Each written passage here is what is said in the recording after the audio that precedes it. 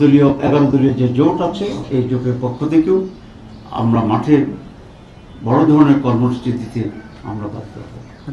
আপাতত আমরা আমাদের মহিলা সমাবেশের কর্মসূচিটা আমরা ঘোষণা করছি, যাতে করে সরকারের দৃষ্টি আকর্ষণ হয় এবং প্রতিপক্ষেরও আমরা দৃষ্টি আকর্ষণ করতে চাই। 25শে জানুয়ারি দুপুরে যশোর 2 আসনে দাঁড়িপাল্লার পক্ষে ভোটের প্রচারণাকালে জামাতের নারী নেত্রীর উপর যুবদলের হামলা ও হিংসার ঘটনা ঘটেছে।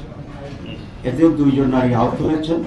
জিগরগাছা পৌরসভার 5 নম্বর ওয়ার্ডের কীর্তিপুর এলাকায় জামাত ইসলামীর উপজেলা মহিলা নেত্রীরা দাঁড়িপাল্লা প্রতীকে ভোট চাইতে গেলে উপজেলা যুবদলের সভাপতি আরাফাত রহমান কল্লোলের নেতৃত্বে সবুজ, আহানাস, সোহাগ সহ 15-20 জনের একটি দল জামাতের মহিলা কর্মীদের উপরে অতর্কিত হামলা করে আহত করে এবং মোবাইল ফোন ছিনিয়ে নিয়ে যায়।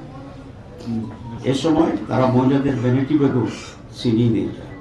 চুয়াডাঙ্গায় 25শে জানুয়ারি রোববার বেলা 3:30টার দিকে জামাতের দাঁড়িপাল্লা প্রতীকের প্রার্থী অ্যাডভোকেট মাসুদ পারভেজ রাষ্ট্রীয় পক্ষে জামাত ইসলামী ও তার অঙ্গ সংগঠনের নারী নেতাকর্মীরা বাড়ি বাড়ি গিয়ে ভোট চাচ্ছিলেন। এ সময় এলাকার বিএনপির কয়েকজন নারী কর্মী প্রথমে তাদের বাধা দেন এবং হেনস্থা করেন।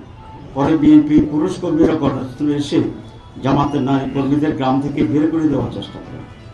যে জামাতের মহিলা নারীরা যে পরিমাণ অ্যাক্টিভ আছে, এতে মহিলাদের কর্মকাণ্ডই তাদের টোটাল কর্মকাণ্ডকে সারপাস করে দিতে পারে।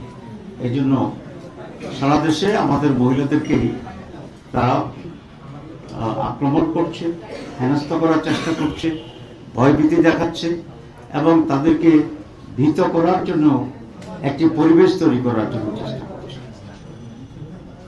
আমরা সবসময় এটা মনে করি নারীরা আমাদের অত্যন্ত সম্মানীয় জাত, আমাদের মায়ের জাত, আমাদের বোনের জাত, আমাদের কন্যার জাত এবং তাদের সম্মান এবং সিকিউরিটি রক্ষার দায়িত্ব গ্রহণ করি এবং আমাদের সকল। কিন্তু আনফর্চুনেটলি যারা বেশি বেশি করে চিৎকার করে নারী অধিকার এবং স্বাধীনতার কথা বলে, তারাই এখন দেখছি শুধু রাজনৈতিক কারণে নারীদের উপরে হামলা করে।